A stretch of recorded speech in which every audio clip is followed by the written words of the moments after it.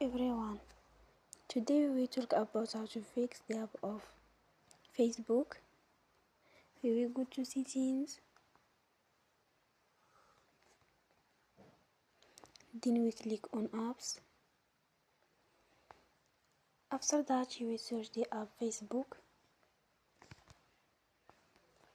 and you will click. Then you will on for stop. After that you will go to storage. Then we click on clear cache.